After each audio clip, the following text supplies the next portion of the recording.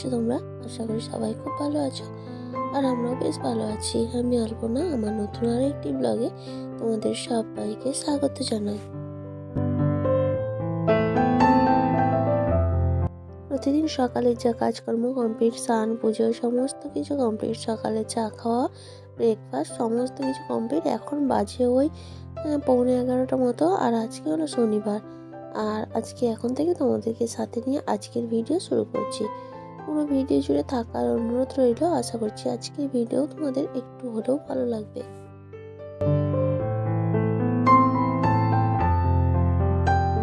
আজকে শনিবার, মেয়ের স্কুল রয়েছে, মেয়ে চলে গেছে স্কুলে। আর সেই সঙ্গে আমরাও সকালে ব্রেকফাস্টটা করে নিয়েছি। তারপরে ওরা স্কুলে চলে যাওয়ার পর ঘরের কিছু টুকটাক কাজকর্ম ছিল, সেগুলো কমপ্লিট করে এখন চলে আসলাম একেবারে রান্নার জোগাড় করতে। তো আজকে একটা নতুন জিনিস রান্না করব, মেথি শাক। আসলে এই জিনিসটা আমি বহুবার খেয়েছি, কিন্তু আমার হাজব্যান্ড কোনোদিনও খায়নি, কারণ এদিকে এরা সেভাবে পায় না।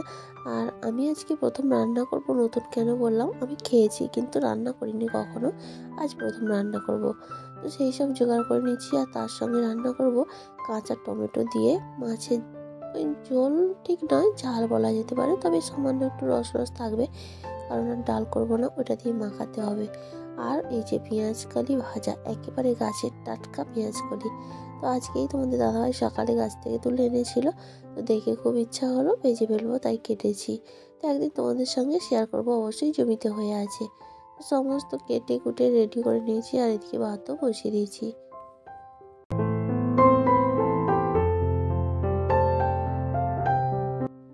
আসলে এই শাকটা এদের পছন্দ হয় না খুব একটা, এরা জানেও না সেইভাবে, কিন্তু আমি অনেকবারই বলতে শুনেছি। আসলে এরা না বেশিরভাগ জিনিসটাই পছন্দ করে খসলা শাক। আমার ভিডিও যারা রেগুলার ফলো করো তারা অবশ্যই দেখেছো, প্রায় দিনই খসলা শাকের চচ্চড়ি হয়। তো আমার খুব একটা ভালো লাগে না ওই শাকটা, তবে আমার মেথি শাক, বেতো শাক, মানে যেগুলো আলাদা ধরনের শাক, সেগুলো খেতে বেশ ভালো লাগে। তো যাই হোক, অনেকদিন ধরে বলছিলাম বলে হয়তো আজকে হাটে পেয়ে গিয়েছিল, আজকে নয় সরি গতকাল হাটে পেয়ে গিয়েছিল, তো সেই কারণে নিয়ে এসেছিল। তো তাই আজকে রান্না করব। আর প্রথম যেহেতু রান্না করব, জানিও না সেরকম, তবে যাই হোক পছন্দের জিনিস রান্না করতে একটু ভালোই লাগে।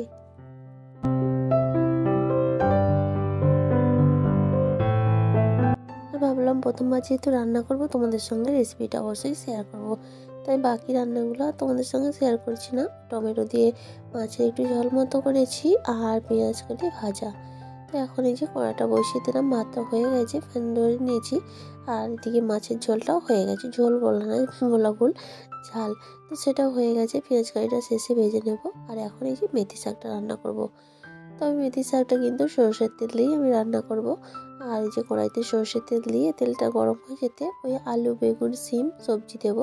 তো সেটাই কেটে ধুয়ে রেখেছিলাম, সেটা দিয়ে দিলাম, আর সামান্য লবণ আর হলুদ দিয়ে ঢেকে রাখবো। আর এইভাবেই ঢেকে ঢেকে ভেজে নেব। তো দেখো এখন ভাজা হয়ে গেছে, এটাকে এবার নামিয়ে নেব। তবে সিমটা না দিলেও চলতো, আলু আর বেগুন দিয়ে যা দেওয়া করা যায়, কিন্তু যেহেতু ভাবলাম সিম আছে বাড়িতে, তাই দিয়ে দিলাম। আর এগুলো আলাদা আলাদা করে ভাজলে আরও বেশি ভালো টেস্ট হয়, কিন্তু আমি সব একসঙ্গে ভেজে নিয়েছি নিজের সময়ের সুবিধার্থে। তো ভেজে নামিয়ে নিয়ে তারপর কড়ার মধ্যে একটু কালো জিরে ফোড়ন দিয়ে কয়েকটা রসুনকে থেতো করে রেখেছিলাম, তো সেটাই দিয়ে দিলাম। তারপরে একটু সুগন্ধ বেরোতেই দিয়ে দিলাম একটা পেঁয়াজের অর্ধেক কুচিয়ে রেখেছিলাম সেটা।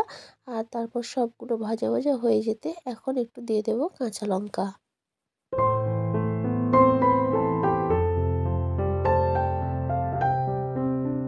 আর এরপর সব উপকরণগুলো ভালো করে মেশানো হয়ে গেলে কেটে ধুয়ে ভালো করে রেখেছিলাম শাকগুলো, সেই শাকটা দিয়ে দিলাম। এবার সামান্য পরিমাণ লবণ আর হলুদ দেবো, কারণ শাকে খুব পরিমাণ কম দিতে হয় লবণ, কারণ এটা রান্নার পর তো কমে যায়, তাই কারণ লবণটা বেশি হয়ে যাওয়ার সম্ভাবনা থেকে থাকে, তাই একেবারেই অল্প লবণ দিয়েছিলাম। আর তারপরে একটুখানি নেড়ে নিয়ে তার মধ্যে আগে থেকে ভেজে রাখা সবজিগুলো দিয়ে সমস্ত উপকরণগুলো ভালো করে নাড়াচাড়া করে নিচ্ছি।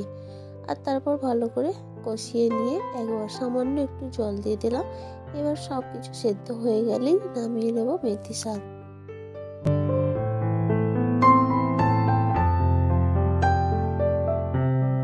আমি তো প্রথম রান্না করলাম, তো জানি না রান্না করতে, কিন্তু খেয়েছি। আর রেসিপিটা যদি ঠিকঠাক হয় তো অবশ্যই কমেন্ট করে জানিও। আর না হলে অন্যভাবে যদি কিছু রান্না করা যায় তো সেটা অবশ্যই কমেন্টের মাধ্যমে জানিও। আর এখন দেখো রেসিপিটা কমপ্লিট, এখন নামিয়ে নিলাম। আর এবার শুধু পেঁয়াজ কারিটা ভেজে নেব। তো সেটা তোমাদের সঙ্গে শেয়ার করলাম না, রান্নাবান্না কমপ্লিট মোটামুটি। এখন এই যে উনুনের জায়গাটা পরিষ্কার করে নেব।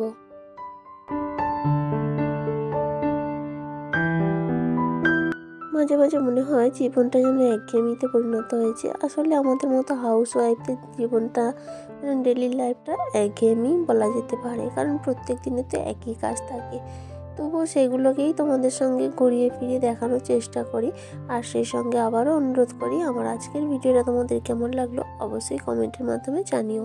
আর যদি কোথাও একটুও ভালো লেগে থাকে তো প্লিজ একটা লাইক করে দিও। আর চাইলে ভিডিওগুলো শেয়ারও করতে পারো। আর আজকের ভিডিওতে যদি তুমি নতুন বন্ধু হয়ে থাকো তুমি চাইলে চ্যানেলটা সাবস্ক্রাইবও করতে পারো। আর যারা এই কাজটা করে দিয়ে আমার ছোট্ট পরিবারের সদস্য হয়ে গেছো তাদেরকে অসংখ্য ধন্যবাদ।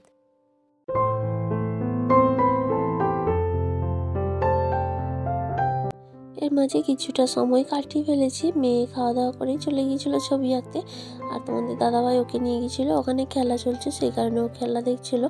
একেবারে ওকে নিয়েই বাড়ি আসলো। আর ও যে এইসবেই আসলো, এসে দেখছো একবার এদিক ওদিক করছে। আর আমি একটু শুয়ে পড়েছিলাম, তাই উঠে এখন বিছানাটা গুছিয়ে নিচ্ছি। আর জামা কাপড়গুলো তুলে এনেছি, তো সেগুলোই ভাঁজ করে গুছিয়ে নেব।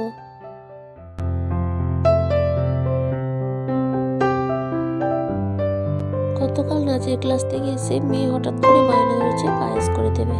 কিন্তু পায়েস তো করে দেবে বললে সঙ্গে সঙ্গে হয়ে যায় না, কারণ সমস্ত কিছু জোগাড় যন্ত্র তো থাকে না, তাই না? তো দুধও শেষ হয়ে গিয়েছিল, আর পায়েস করার জিনিস চাল বা সময় কিছুই ছিল না। তো সেই জন্য ওকে শান্ত করেছিলাম যে আগামীকাল করে দেবো। তো আজকে কিন্তু সেটা চেয়েছিল করে দিতে, সেই কারণে সকালে বেশি করে দুধ নিয়েছিলাম। আর ও চালের পায়েস না সাময়িক খেতে চেয়েছে, তো সেই জন্য আজকে সাময়িক করবো রাতে, আর রুটি বানাবো। তো কখনো কখনো না মনে হয় এমন একটা সময় ছিল নিজের পছন্দের উপর গুরুত্ব দিতাম। কোনটা খেতে ভালো লাগে, কোনটা খেতে ভালো লাগে না, তো সেগুলোই গুরুত্ব দিতাম। যেমন মাংসের মধ্যে আমি যদি মাংস খেতাম, মাংসটা আমার সব দিনই ফেভারিট। তবে চিকেন, মটনটা আমি খেতাম না, এখন হালকা 2-1 পিস হয়তো খাই। তো মাংসের ছাল, ঠ্যাং এই জিনিসগুলোই বেশি পছন্দের। হাড় আর মাছের ক্ষেত্রে বলতে গেলে মাছের মাথা এগুলোই পছন্দ ছিল। তো সেই সময়টা নিজের পছন্দ অনুযায়ী খাবার দাবার খেতাম, বা সব কিছু নিজের পছন্দ অনুযায়ী চলতো। কিন্তু এখন জীবনটা পুরো বদলে গেছে। এখন মেয়ে হয়েছে, দেখছি ওর পছন্দ আমার পছন্দ সেম।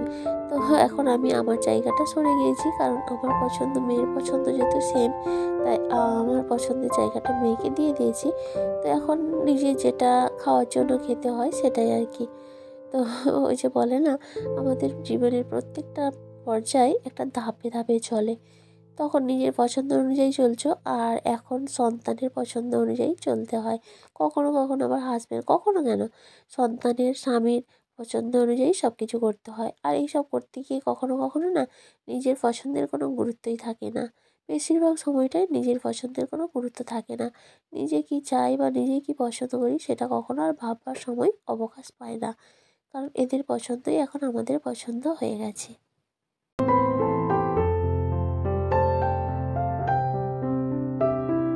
আর এইসব করতে করতে না অতীতকে বড্ড মনে পড়ে। তখন মনে হয় আমাদের মায়েরাও কত স্যাক্রিফাইস করেছে, কিন্তু সেই সময়টা আমরা বুঝতে পারিনি। আর আজকে আমাদের মায়েদের জায়গায় আমরা দাঁড়িয়ে রয়েছি, এখন বুঝতে পারছি, কারণ আমরা নিজেরাও তো সেই স্যাক্রিফাইসটা করছি। তো এখন ভাবি আমাদের মায়েরাও আমাদের জন্য কত কষ্ট করেছে, কিন্তু সেই সময় কেন বুঝতে পারিনি, তাই না? ওই জন্যই বলে না, দাঁত থাকতে দাঁতের মর্ম কেউ বোঝে না। তো যাই হোক, কথা বলতে বলতে অনেক কাজ আমার কমপ্লিট হয়ে গেল। বিকেলের কাজকর্মও শুরু করে দিয়েছি। জামা কাপড়গুলো গুছিয়ে ঘরদোরগুলো পরিষ্কার করে নিচ্ছি। এটা আমার অনেকটা সময় পরে, সন্ধ্যা দেওয়া, সন্ধ্যে মেয়ের পড়াশোনা সমস্ত কিছু কমপ্লিট হয়ে গেছে। এখন চলে আসলাম রান্নাঘরে। ওই যে রুটি বানাবো, তার জন্য একটু আটা মাখিয়ে নেব। আর আজকে একেবারেই সামান্য পরিমাণে রুটি বানাবো।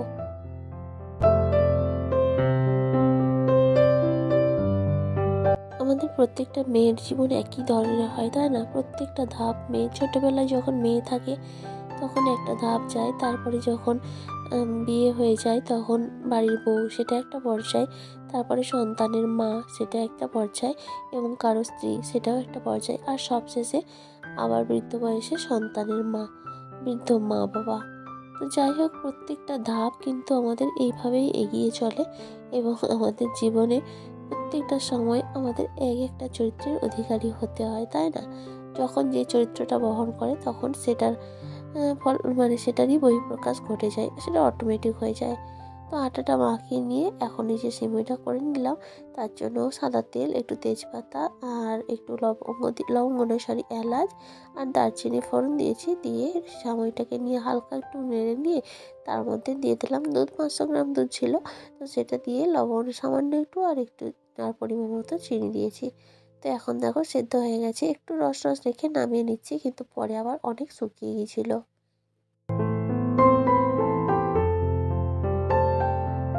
তোমাদের দাদাভাইয়ের আবার এসব পছন্দ নয়, তাই বলে খাবে না হয়তো তা নয়, খাবে না সামান্যই। তো সেই কারণে আবার সন্ধ্যাবেলায় ঘুগনি বিক্রি করতে এসেছিলো, তো সেখান থেকে ঘুগনি নিয়ে রেখেছি, কারণ সে তো আর এই দিয়ে রুটি খাবে না।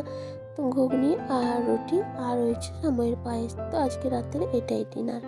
তো এখন এই যে রুটিগুলো করে নিচ্ছি, আর সামান্য রুটি 8 পিস রুটি বানিয়েছি, কারণ আমার খুব একটা খেতে ইচ্ছা করছে না আজকে। তারপরে ওই পায়েসটা হবে, অনেকটাই হয়ে গেছে, তো সেই জন্যই পরিমাণটা অল্প করেই করে নিচ্ছি। আর এই যে তোমাদের দাদাভাই নিয়ে এসছে ওই টোস্ট, পাউরুটি আর হচ্ছে বিস্কুট চা খাওয়ার জন্য। তো সেগুলোই গুছিয়ে নেবো এখন। তাহলে বন্ধুরা, আজকের মতো এটুকুই। কেমন লাগলো অবশ্যই জানিও। আবারও দেখা হবে। সবাই খুব ভালো থেকো। তাহলে চলো আজকের মতো বিদায় নিয়ে নিচ্ছি। টাটা।